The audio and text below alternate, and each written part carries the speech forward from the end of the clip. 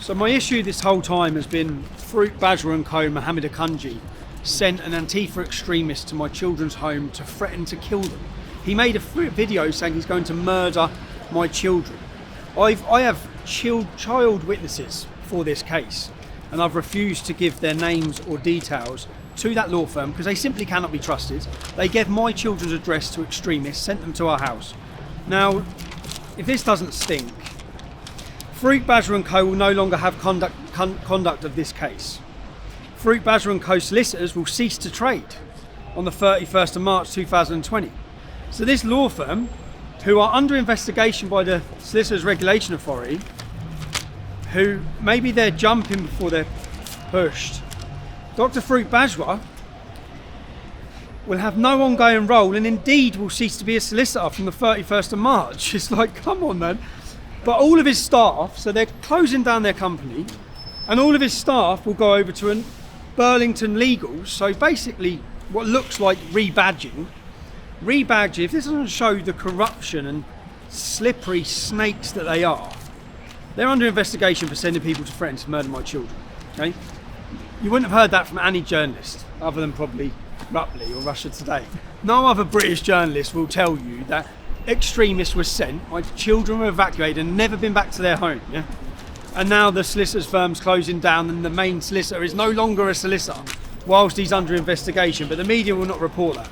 So now I'm waiting, because you can't trust a word they say, for Burlington's Legal, which we'll see if they're a real firm or if they're just another outfit rebranded and rebadged, if they're Dr. Farouk Bajwa and co.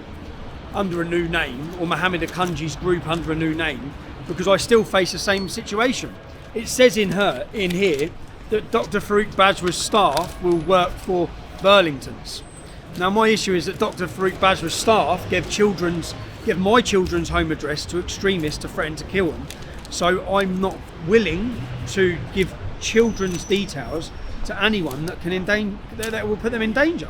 And simply it's already proven, there's evidence that they work with far left violent organisations who threaten to murder children.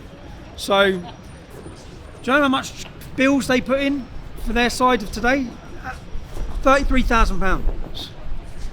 They put in 33 grand costs. That's their cost, not mine.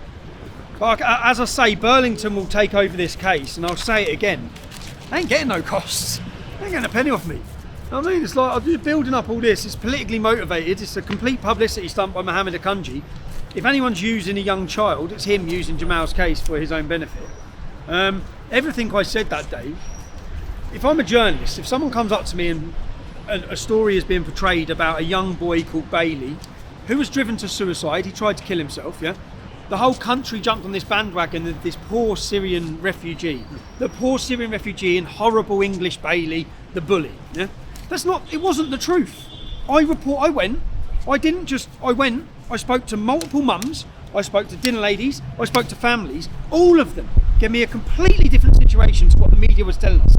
I pride myself on giving people the reality of the situation, so what I did was I made videos and I reported it. I was told to remove those.